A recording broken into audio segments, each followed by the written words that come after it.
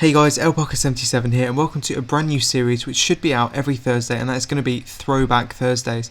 This series was suggested to me by a subscriber on a video earlier in the week, and I thought I may as well show you guys what silvers used to be like and how EA, or how I'm hoping EA, will make them in the future. As compared to the last few years, silvers on FIFA 10 and 11 were so much better. It's ridiculous how much better they were.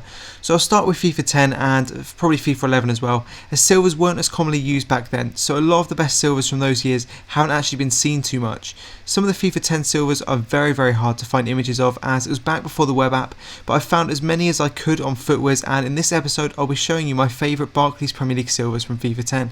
I was going to show you the players in a team, but I think it looks a lot better like this, so I'll go through the defenders, midfielders and then forwards. I've stuck Jones, the goalkeeper, here in the silver defenders, as he's the only really decent goalkeeper. I think he is upgraded. A lot of these players are upgraded. In FIFA 10, pretty much all of these cards got upgrades for no reason really. They just decided to do a load of upgrades. So Jones, the Liverpool goalkeeper here, got transferred from Middlesbrough to Liverpool, and that's why he got an upgrade. He's got incredible stats for a goalkeeper. You've also got Traoré, the Arsenal left back, who now, I think he now plays for QPR and has had nationality change. Back then he was French and he was pretty much just pace, but he was a very solid left back.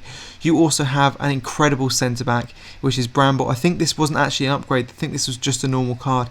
And this Bramble for Sunderland has 76 pace, 82 defence and 85 heading as a centre back. You don't get many silvers like that you haven't seen many silvers like that in recent years, to be honest. Onto the other defenders, and you've also got Nordveit, who was transferred from someone in the Bundesliga to Arsenal, and he has 75 pace, 77 defence and 85 heading. So again, it's some amazing stats. You've also got Mancian on loan from Chelsea to Wolves with the 77 pace, 71 passing, 72 defence and 80 heading. So again, another really good centre back.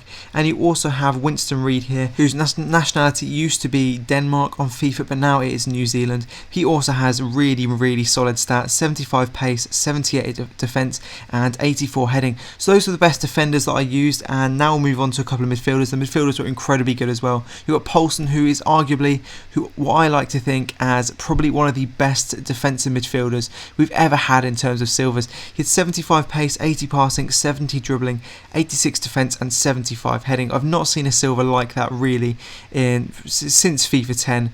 To be honest, I've not really seen any like that. You've also got Shelby, who is also a very solid centre defensive mid. Started as centre mid, but I used him centre defensive mid. Had incredible long shots as well. Got 80 pace, 80 dribbling, 70 shooting, 74 passing and 74 defence. Very solid. And you've also got Kana, something like that, for Sunderland. He had 78 pace, 84 defence and 84 heading, and those were his stats before he actually got an upgrade. He got upgraded when he transferred to Galatasaray, so I think he had 86 defence, 86 heading and possibly about 80 pace, so that upgraded card to Galatasaray was absolutely ridiculous. And then you've got the slightly more attacking midfielders here. You've got Wilshere, who was a ridiculous card: 82 pace, 85 dribbling, 73 shooting and 77 passing.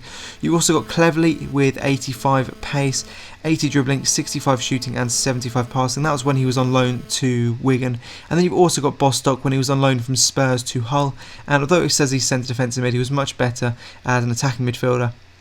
He also has really good stats with 80 pace, 76 dribbling, 70 shooting and 75 passing. And lastly, onto the strikers. If those midfielders and defenders weren't good enough, you have the strikers, and all of these I think are upgraded as well, apart from Jones. You've got Welbeck with 85 pace, 80 dribbling, 80 shooting and 70 heading. An absolutely amazing card. He was so good in game, probably one of the best silver strikers I've ever used. And along with that, Beckford, equally as good: 89 pace, 75 dribbling, 82 shooting and 75 heading.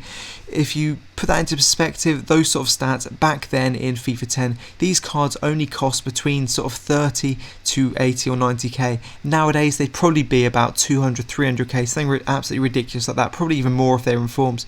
You've also got Cameron Jones, who was much faster back then, and probably also one of my favourite strikers I've ever used. 86 pace, 67 dribbling, 67 shooting and 91 heading. He was an absolute tank, as his pace then was much better than it is nowadays.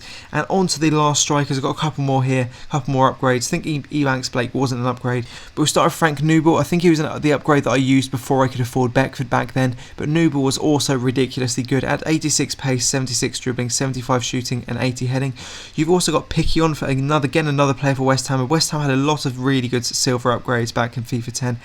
Piquion had 76 pace, 82 shooting and 83 heading, and you also have Ebanks Blake, who I think was actually a normal card I don't actually remember using, but I did manage to find him on Footwears, and he also looks ridiculous because his strength was very, very good. He had 87 pace, 76 dribbling, 70 shooting and 61 heading. So there you go guys, those were the best and probably also my favourite Barclays Premier League silvers in FIFA 10. Some absolutely ridiculous cards. So let me know guys, what do you think of better? Silvers back in FIFA 10 or 11 if you did use them, or silvers now? In my opinion, I'd much prefer if EA did release ridiculous silvers like that, as it does make the game much more fun, and I don't know why they just can't do it. They did it back then, so why can't they do more of them in this game or the next few games? If you enjoyed the video, please feel free to give this a like, and I'll probably next week's I'm probably going to be doing the Bundesliga silvers from FIFA 10. So thanks for watching guys, cheers.